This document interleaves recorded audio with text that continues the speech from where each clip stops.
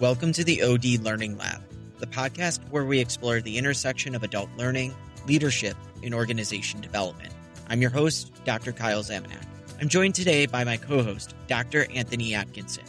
In this episode, we're focusing on mentoring, how it develops across careers and learning contexts, and how it plays such a central role in adult learning, professional identity, and belonging. We're joined by Dr. Catherine Hansman, a foundational scholar in adult education, whose work has shaped how many of us think about mentoring. Dr. Hansman shares formative stories from her own career, using these experiences to unpack different forms of mentoring. This is the first part of our conversation, which focuses on what mentoring is, where it begins, how it takes shape, and why peer and networked forms of mentoring are especially important for adult learners. Let's get started. So thank you, Kathy, for joining us today. I'd like to start by talking about one of the themes that has been central to your scholarship, mentoring. You've written and spoken extensively about its importance in adult learning and professional development. Could you share what first drew you to studying mentoring? Sure. And first, I want to say thank you for inviting me. It's a real pleasure to see you both again and to be on this program. So thank you. I'm going to talk about that by sharing a couple of short stories about my past careers and how I came to be interested in mentoring. Before I earned my doctorate, I had several different career positions, the first being as a computer programmer analyst for the Air Force as a civilian employee. Since my undergrad degree was in music, it was a big shift to move into computer work. I went through a 4-month training program, and then I was assigned to my first unit. And I was lucky enough to be taken under the wing of a more experienced colleague named Mary, who helped me learn the ropes of not only computer programming, but also the rigid organizational structure within which we were working. So that was my first experience with sort of informal mentoring, which we'll talk more about later. After I left the Air Force, I became interested in mentoring as a doctoral student at Ball State University. The program I was in was not a cohort group. Anybody could come and go as long as they were accepted, meaning they could enter the program at any point in the year. And it definitely wasn't online because this was the early to mid 1990s where that wasn't available, which meant that most of us had to commute from wherever we lived, and mostly in Indiana, but Muncie, where Ball State was. In my case, it was a 3-hour round trip every time I went to class. First experience in peer mentoring actually was in the carpool I formed with other students coming from Fort Wayne and down to Muncie, which then became more solidified as we went through the program. It was mostly a group of women with one male member. Our professors were mostly all white, older adult males. And as women, we had no real role models available to us at the time because there weren't as many women professors as there are now. And what we noticed was that when opportunities came in, as professors, you hear about opportunities for students such as fellowships or scholarships or even job opportunities, that the professors would notify the male students and not necessarily notify any of us.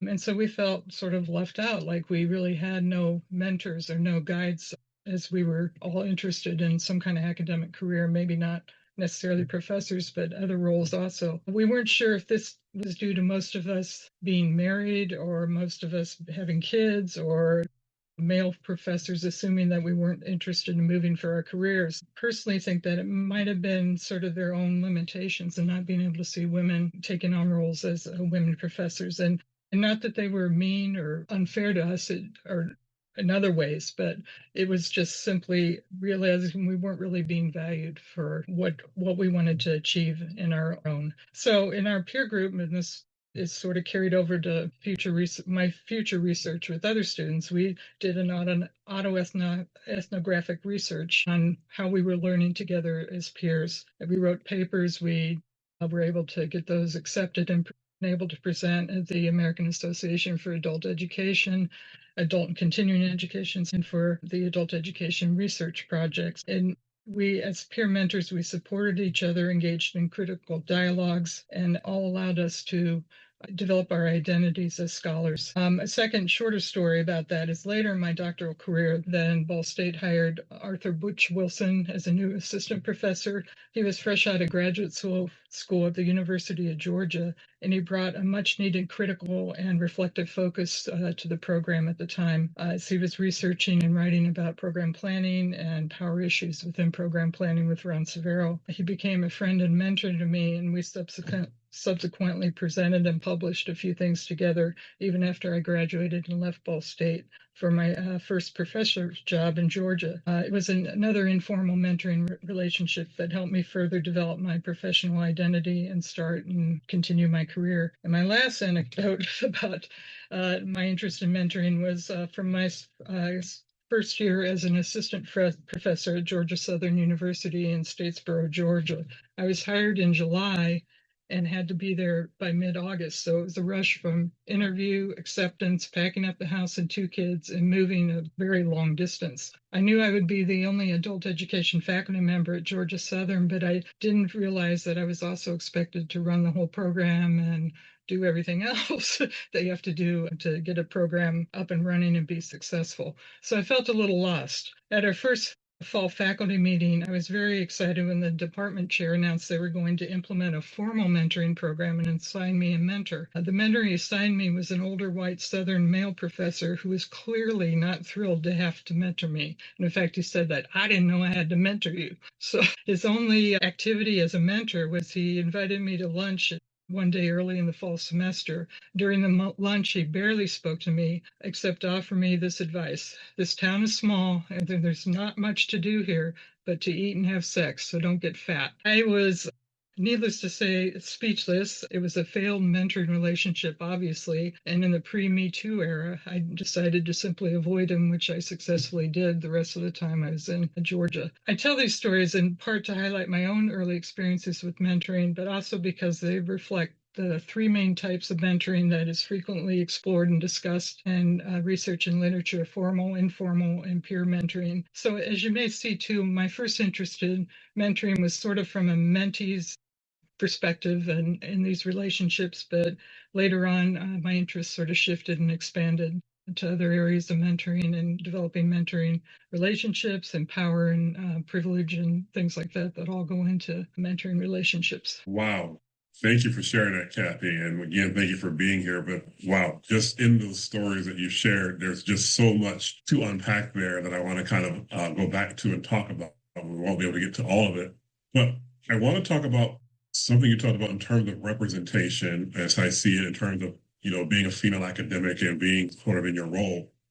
How do you define mentoring in terms of representation and see the level of the importance of representation in mentoring for adult learners, particularly in your case for women adult learners coming into the field? Well, I think in some ways it goes back to sort of the adult ed kind of speak to meeting learners where they are. I think you have to really meet potential mentees and proteges where they are. And just as an aside, I've written a lot about mentoring, and a lot of times I use the word protege. I know that more people use the word mentee. I might use them interactively. I think in a lot of ways, I think the role of the mentor is to help their mentees, proteges, sort of discover their possible selves. And in doing so, the mentor has to understand that there's a larger identity that this person might have than what they conceive to have, such as I think, the professors we had, I think, didn't really perceive that women could could move across the country for a professor role or something like that. And so I think it has to do with really understanding that you have to look beyond yourself as a mentor and really understand who the mentee is, what challenges they may face. In some ways, you really have to think very broadly in order to be supportive of your mentors. Right. And just what are your thoughts on, the difference between mentoring and advising and coaching and supervision? Are there overlap? Are they the same or are they different? Well, I think mentors provide experiential guidance through establishing a trusting context of support to challenge their mentees as well as support them. I think it's important for mentors and mentees to have mutually agreed upon goals and expectations to address and to also revisit them throughout the relationship as those may change. Mentoring relationships in many ways can emphasize long-term personal growth, gaining knowledge and experience, and helping career development, but it also may help personal development depending on what the mentee is looking for in the relationship. I think this idea of possible selves, that through dialogue and reflection, mentors and mentees can really sort of explore that idea. In some ways, I think coaching and also inhabits some of those concepts, but though I do think coaching typically can be more structured, though sometimes mentoring relationships and formal relationships are more structured. But I think it's also possibly a more short-term process designed to particularly enhance particular skills or performance or behaviors. And in some ways, I think there's probably a little more measurable outcomes or more emphasis on being performance driven. I think the coach may, because it might be a shorter term relationship, they might be more of a thinking partner or someone to help the coachee to find their own solutions. And then supervision, I think, is more of a really a formal managerial function where the supervisor oversees the employee's work. It's more hierarchical. I think it's definitely probably less of a feeling relationship that might be more in a coaching or a mentoring relationship. You talked about three types of mentoring. You said formal, informal, and peer. Can you expand on, the differences between those a little bit? Sure. So informal mentoring, as it sort of implies, help when mentors and mentees might have common interests that brings them together to work to achieve personal or professional goals. Obviously in a doctoral program, a lot of that has to, in dissertations, having the leading professor, the mentor, having similar research interests as to that of the mentee. There's a psychosocial nature of informal mentoring and interpersonal dynamics that I think that is more prevalent in informal mentoring that may allow them to develop a more supportive relationship that might encourage learning and also provide proteges to develop more of a self-esteem of where they are in their career. I think in some ways informal mentoring is most effective in an organizational context if the organization's cultural norms and values support employee development. But there's also weaknesses that can be inherent in informal mentoring relationships, such as differing expectations of mentors and proteges if they don't clearly communicate those and decide upon those in the beginning of the relationship. And sometimes there can be little accountabilities if there's no formal agreement about mentoring.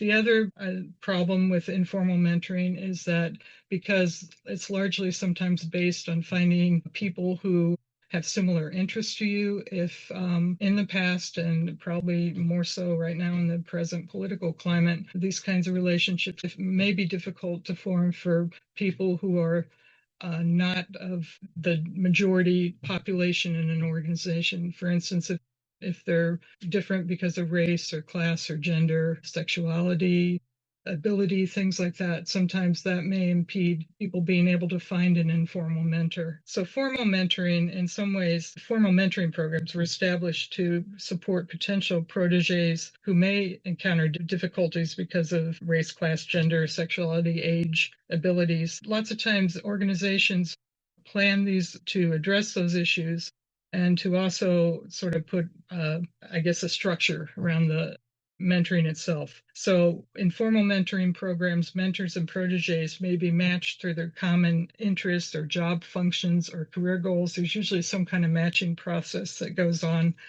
Sometimes there's also established rules within the relationships. So how often they should meet, the tasks they need to accomplish, the responsibilities of each person within the organization. So in some ways, these help, I think, those who may be left out of informal relationships, but they can also lead to, if it's just sort of a rubber stamp kind of relationship, then it can lead sort of mechanistic goals and not allowing mentors and proteges to really decide on the goals they would like to work on, and also to build a more personal and professional relationships outside of the sort of formal mentoring organization itself. There also, I think, are ethical issues in terms of matching that need to have attention paid to by the people who are planning the programs, to ensure that groups, the marginalized groups, may be chosen to become both mentors and proteges, not leaving people out. Paying attention to those kinds of issues that can challenge hegemonic institutional or cultural values that may be preventing people from participating in mentoring relationships, and allow for expanded opportunities for democratic planning of these programs. Peer mentoring, I think you mentioned. Peer mentoring may include, and sometimes their mentors, engaging in peer mentoring groups. There's an awful lot of literature written and research, particularly in doctoral education, about peer mentoring groups and how they promote both friendships and collegial support. And I think that's great, and it really is needed because, as my own story show, not always people that are ready to mentor or able to mentor or even available. Professors are retiring and not being replaced. There's just not as many people to help mentor students. But anyway, and so informal peer mentoring groups, or even formally organized peer mentoring groups, can provide psychosocial support through interpersonal relationships, friendships, and emotional support to enhance identity development, self-esteem, confidence, all things that are needed to advance their careers. So, in some ways, I think these groups can be really effective if they're sort of organic and come up from the student groups themselves or the organizational groups themselves. However, that's not always possible. So sometimes there's, needs to be like an organizing person, a professor, or a more experienced employee who sort of organizes the groups themselves. I like to think of peer mentoring sometimes as communities of practice, which are made up of people who have mutual interests and goals and want to learn from and with each other. And sometimes they can, through the process of collective learning, they share a passion, and they do so by interacting regularly. There's usually like a apprentice kind of group, the new people who come in, and then the more experienced folks within the group who can help acclimate the newer ones, and also to then share interests and develop knowledge that they can share. There's many, I think, types of different groups. There's also a developmental network with Kathy Cram and others which is more of something that they talk about in the context of a business organization. But developmental network is a group of people identified by the mentees themselves who are willing to support and take action to help them accomplish their personal and professional roles. Developmental networks sort of bridge organizations, workplaces, personal contexts, and locations. So it can be friends, it can be family, it can be employers, it could be supervisors, professional coaches, anyone who's interested in sort of helping someone achieve their personal goals. And then finally, there's been an interest since the pandemic, a raised interest in virtual mentoring, online mentoring. And I think really that can encompass any of the other types we've talked about, formal, informal. It is obviously different than meeting folks in person, but I think, this is a Zoom world now, and we're all getting pretty used to that. But I think there's a lot of opportunities there that may not have been there in the past, particularly in folks that had no way to really interact regularly with others in a mentoring kind of relationship. Kathy, when you were going through the different types of mentoring, I was like, did that one, I had that experience. Like at this point in time, early on in my academic career as an assistant professor, I'm in a mentoring program in which it's very structured. Like we have to have so many meetings. We're following a template and we're going through and we're like, okay, we have to meet now. Here are our goals. You're supposed to review my teaching. You're supposed to do A, B, and C. So I had experience doing that. And then when you were talking about the informal mentoring, I kind of experienced that with independent films when I was working as an actor. Yeah. You just kind of so you start off in independent films, you just jump right in because it's not like Hollywood where there's training. Right. So it's just like, oh, I'm learning on the one. It's just like this learning at in the moment, but also other actors are like, hey, this is how you approach it. This is a good this is how you talk to the camera, things like that. And they just take you under your wing. And then with peer mentoring, for sure, I know Anthony has written on this subject as well with peer mentoring and communities of practice. I think that's huge, especially in PhD programs. Yeah, I was hoping you were going to talk a little bit about communities of practice, because that's been my experience within my doctoral program in regards to having other students who were in the same kind of boat. And we used our professor to kind of help be mentors to us in terms of getting comfortable with academic writing and what that means and what that looks like in presenting at conferences. So there was about 5 of us, and we've actually written papers. One of them was waiting for the expert to arrive, and just really thinking through, what that looks like. So that definitely I felt was a little bit of formal mentoring, peer mentoring, all of that. Right. Now, that's a great example. I'd written this model several years ago for peer mentoring. I envisioned for, the way that the doctoral program is at Cleveland State, with the people in all the different areas and then the different stages, because people take, whatever time they need to finish their degree. And it was all about communities of practice. And then, to see like your group, Anthony, and then Kyle's group, and what the work we did, it's just really amazing to me that, just by sort of putting that focus on both mentoring and then, the interaction between the peers themselves and how they provide support that the faculty member can't always provide, is just really wonderful to see develop. And Agreed. Yeah. And it seems like it, even though it's somewhat formal, there is, because of the faculty member leading it, speaking of like what our experience is with the community of practice, there was some informal mentoring that happened, and that continued even after, right, which was really great to see. Right. Well, and as a mentor, as in my early role as being part of a peer group myself, and then later on as being a mentor, it's just really so fulfilling to, because you never know what kind of support you need to provide. But I think that goes back to really listening and really, just being attentive to the different needs of people within the group, and the way then the peers can come together to support themselves. This was the first half of our conversation with Dr. Catherine Hansman. In this episode, we explored mentoring from the ground up through lived experience, different mentoring models, and the role of peers, networks, and communities of practice in adult learning. In the next episode, Anthony and I shift the conversation from what mentoring is to what mentoring does and what it requires. We'll examine power dynamics in mentoring relationships, how bias and assumptions show up, what mentors need to reflect on before stepping into the role, and how organizations and higher education programs can design mentoring programs more intentionally. That conversation pushes us into practice. We'll see you in episode number 4 as we continue our conversation with Dr. Catherine Hansman. Thank you for joining us today in the Learning Lab. If you have any questions you'd like to explore in future episodes, or if you're a professional or academic interested in joining us on the show, we'd love to hear from you. You can reach us at odlearninglab@gmail.com. Thanks for spending time with us. Keep learning, keep leading, and we'll see you back in the lab.